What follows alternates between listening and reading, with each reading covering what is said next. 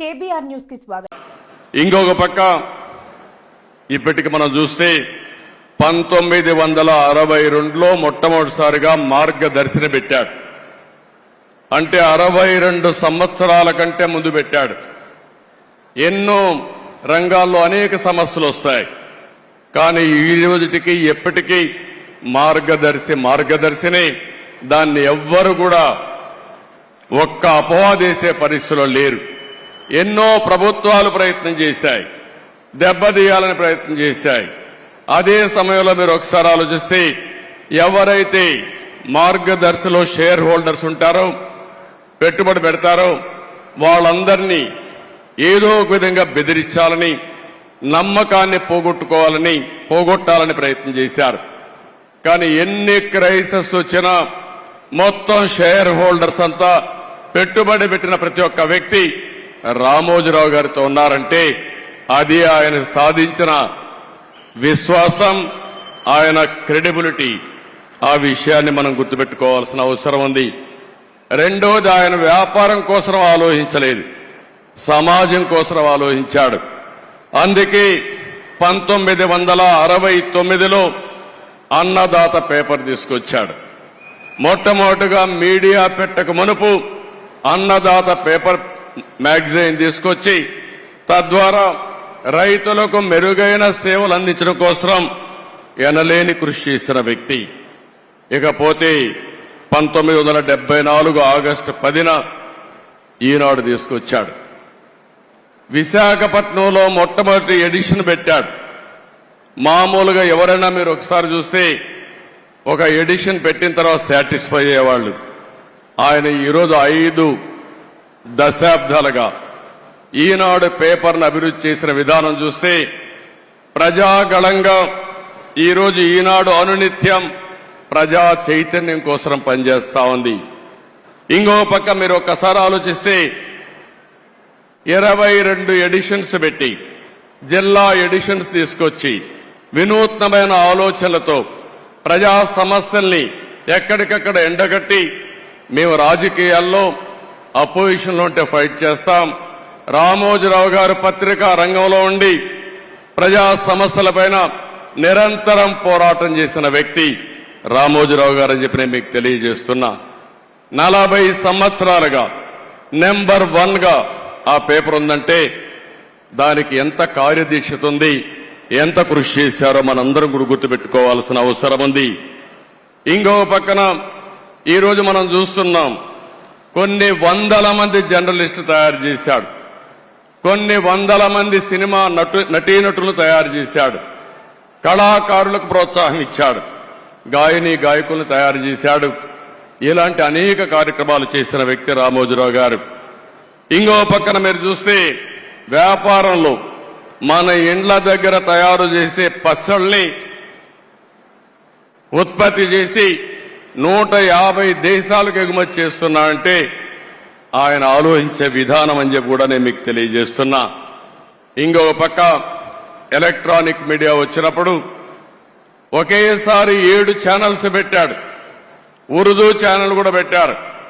ఎవరైనా పెడితే ఒక ఛానల్ పెడతారు, కానీ ఏది ఆలోచించినా ఒక మెగా స్కేల్లో ఆలోచించి దాన్ని జయప్రదం చేసే వ్యక్తి రామోజీరావు గారు.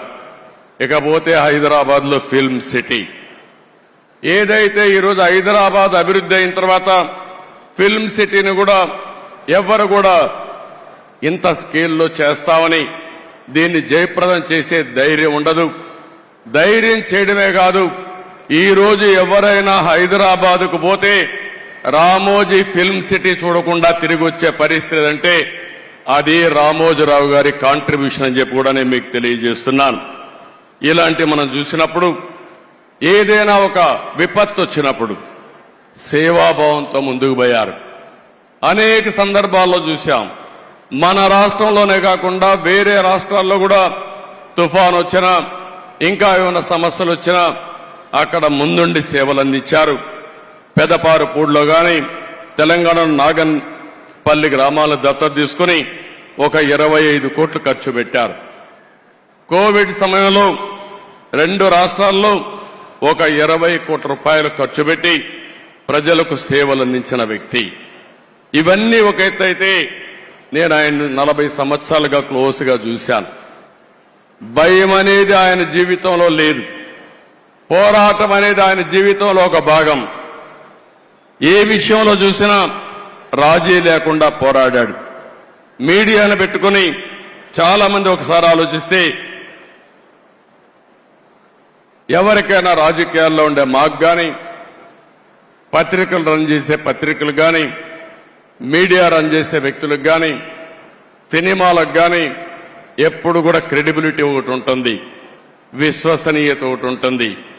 అందుకే ఎన్టీ రామారావు గారు తెలుగు జాతి ఉన్నంత వరకు నెంబర్ 1 గా ఎట్టుంటారో ఈ రాష్ట్రానికి సేవలు అందించిన వ్యక్తిగా తెలుగు జాతి శాశ్వతంగా గుర్తుపెట్టుకునే వ్యక్తి రామోజీరావు గారు అని చెప్పి నేను మీకు తెలియజేస్తున్నా.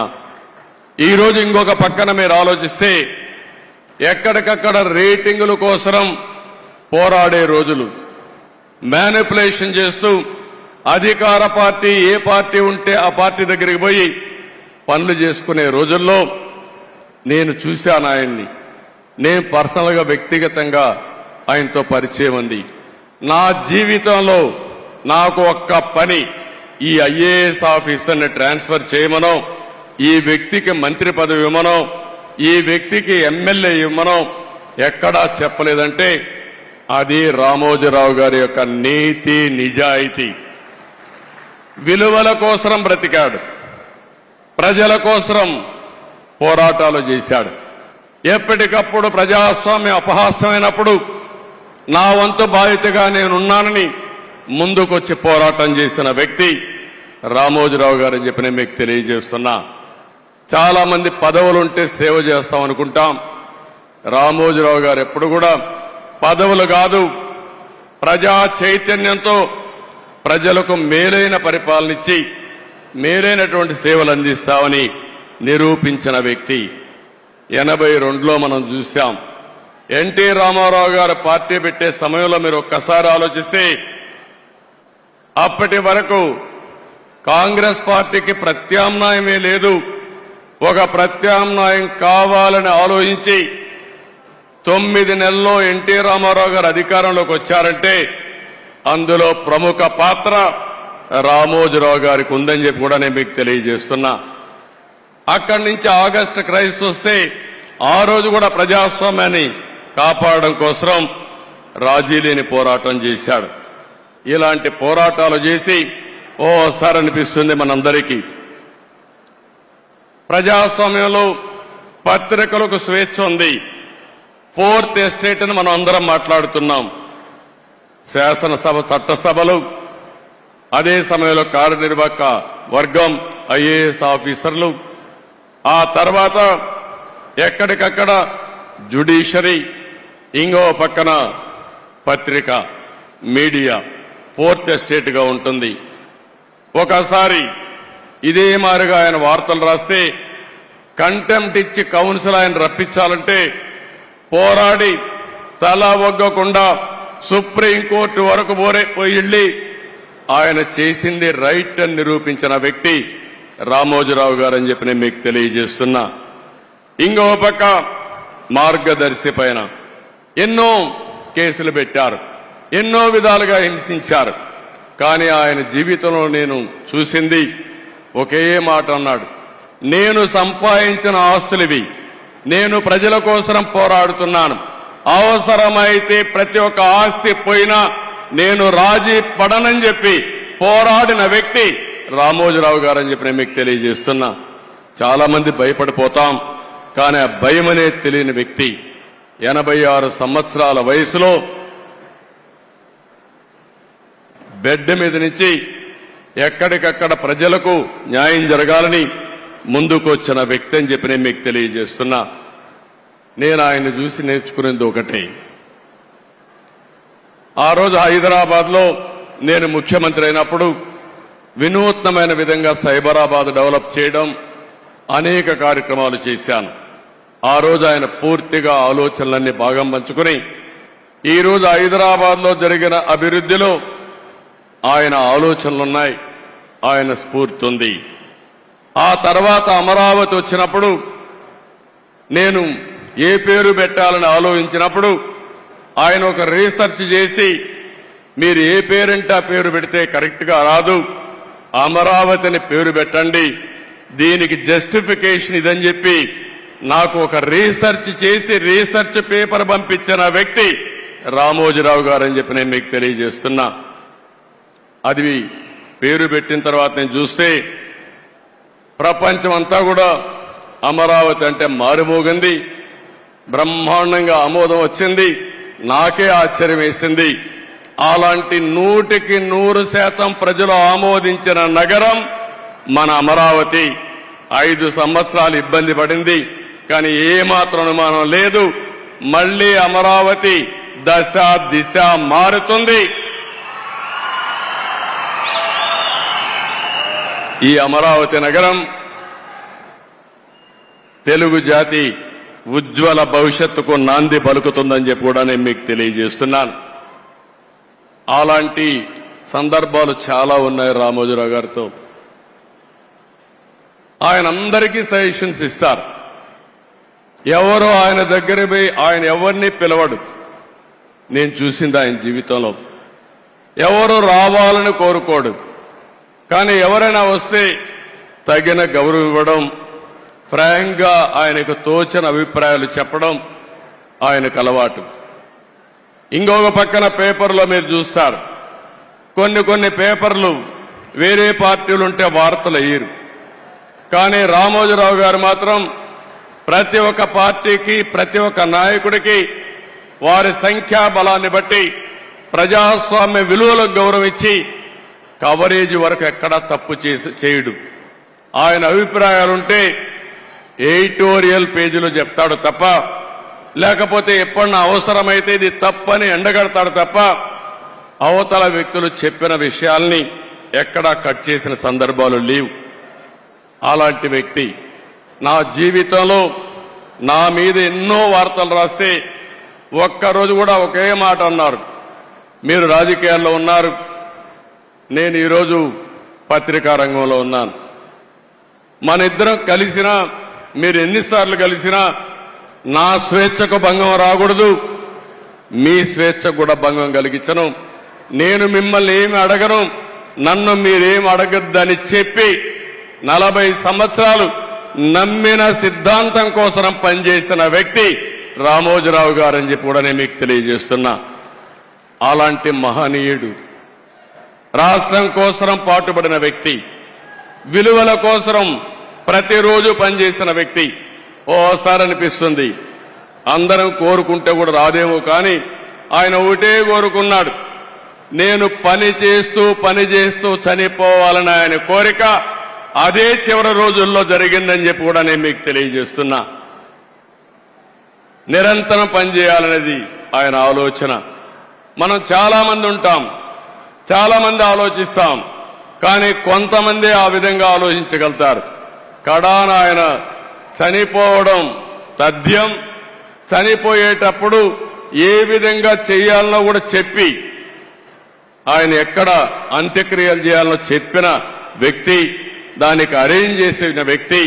ఆయన ఒకటే చెప్పాడు, నేను చనిపోవడం తథ్యం, నేను చనిపోయిన తర్వాత కూడా రామోజీరావు గారు ఏం చేశారో ప్రజలు గుర్తించే విధంగా స్ఫూర్తిదాయకమైన జీవితం చేయాలనేది రామోజీరావు గారి ఆకాంక్ష.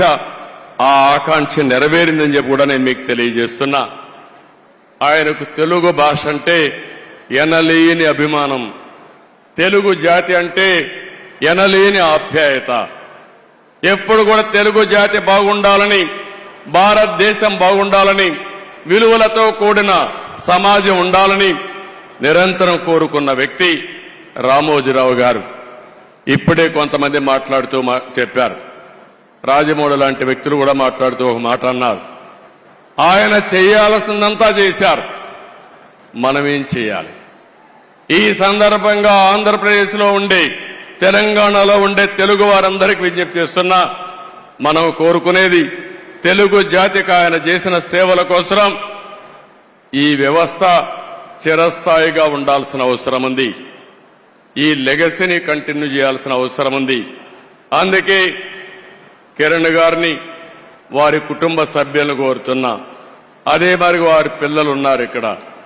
ఆయన స్థాపించిన వ్యవస్థ ఆయన కుటుంబ సభ్యులదే కాదు, 10 కోట్ల తెలుగు ప్రజానికన్నది ఆయన ప్రజల ఆస్తి. అలాంటి ఆయన స్థాపించిన వ్యవస్థల్ని భావితరాలకు అందించే బాధ్యత వారు తీసుకుంటే, మనందరం కలిసి ఆయన స్ఫూర్తి ఎల్లప్పుడూ తెలుగు జాతిలో ఉండే విధంగా మనం ఆలోచించాల్సిన అవసరం ఉంది. ఎన్టీ రామారావు గారికి కూడా భారతరత్న ఇవ్వాలని చెప్పి మనం ఎప్పటి నుంచో పోరాడుతున్నాం. అదే సమయంలో రామోజీరావు గారికి కూడా భారతరత్న సాధించడం మనందరి బాధ్యత. ఒక పక్క ఎన్టీ రామారావు గారు, ఒక పక్క రామోజీరావు గారు, ఇద్దరికి ఇద్దరే అలాంటి మహానాయకులకి, యుగ పురుషులకి మనం నివాళులర్పించడం అంటే ఇలాంటి కార్యక్రమంలో భాగస్వాములు కావడమేనని చెప్పి నేను మీకు తెలియజేస్తున్నాను. ఇది కాకుండా అమరావతి ఆయన పెట్టిన పేరు, ఆయన ఇచ్చినటువంటి ఆ రోజు సలహా, ఈరోజు నేను ఆలోచిస్తున్నాను. అమరావతిలో రామోజీ విజ్ఞాన్ కేంద్రంగా పెట్టి, ఢిల్లీలో విజ్ఞాన్ భవన్ ఏ విధంగా అయితే ఉందో, కాన్ఫరెన్సెస్ గాని, రీసెర్చ్ గాని, ప్రభుత్వం చేసే కార్యక్రమాలన్నీ అక్కడ చేసే విధంగా తప్పకుండా తగిన రీతిన ఒక మంచి కేంద్రం తయారు చేసి దానికి రామోజీరావు గారి పేరు నామకరణం చేస్తామని చెప్పి కూడా మీ అందరికీ విజ్ఞప్తి చేస్తున్నాం. అదే మాదిరిగా ఒక రోడ్డు కూడా రామోజీరావు గారి మార్గని లేకుంటే మార్గమని ఒక రోడ్డు కోసం కూడా ఆయన పేరు పెట్టడం. అదే మాదిరిగా విశాఖపట్నంలో ఆయన యొక్క జీవితాన్ని ప్రారంభించింది, మొట్టమొదటిసారిగా పేపర్ పెట్టింది. అందుకే విశాఖపట్నంలో చిత్ర నగరి అని ఒక పేరు పెట్టి సినిమా షూటింగ్లు చేయడం కోసం ఇప్పుడే మిత్రుడు పవన్ కళ్యాణ్ గారితో మాట్లాడా. అక్కడ కూడా చిత్ర నగరిని రామోజీరావు గారి పేరుతోనే పెడతాం, రామోజీ చిత్ర నగరిని పెడతామని చెప్పి నేను మీకు తెలియజేస్తున్నా. ఇవి కొన్ని సూచనలు మాత్రం మీకు ఇస్తున్నా. ఆ మహనీయుడికి మనం నివాళులర్పించాలంటే ఆయన స్ఫూర్తిని భావితరాలకు అందించడమే. ఎంతో మంది పుడతాం, ఎంతో మంది చనిపోతాం, కానీ కొంతమంది మాత్రం చరిత్రలో ఉంటారు. అలాంటి చరిత్రలో చిరస్థాయిగా నిలిచిపోయే వ్యక్తి రామోజీరావు గారు. అలాంటి వ్యక్తి సంస్కరణ సభ చేయడం నా అదృష్టంగా నేను భావిస్తున్నాను. ఆ రోజు ఎన్టీ రామారావు గారు చనిపోయినప్పుడు మెమోరియల్ కట్టాం, ఎన్టీఆర్ మెమోరియల్ కట్టాం, అది శాశ్వతంగా ఉంది. ఈ రోజు రామోజీరావు గారికి కూడా అలాంటి గుర్తింపు ఇవ్వాల్సిన బాధ్యత మన మీద ఉంది.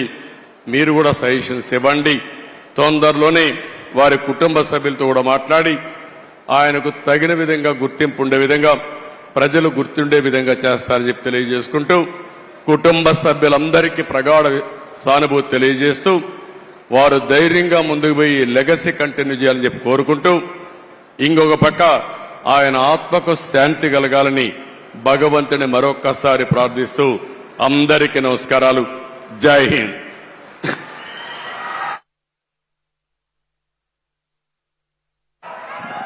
Thank you sir, thank you very much.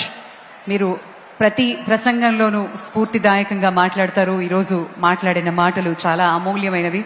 ఒకే ఒక ఎన్టీఆర్, ఒకే ఒక రామోజీరావు గారు, అలాగే మీ అభిమానులకు మా అందరికీ ఒకే ఒక చంద్రబాబు నాయుడు గారు రాష్ట్రాన్ని ముందుకు తీసుకెళ్ళడానికి, సంక్షేమం, అభివృద్ధి చేయడానికి.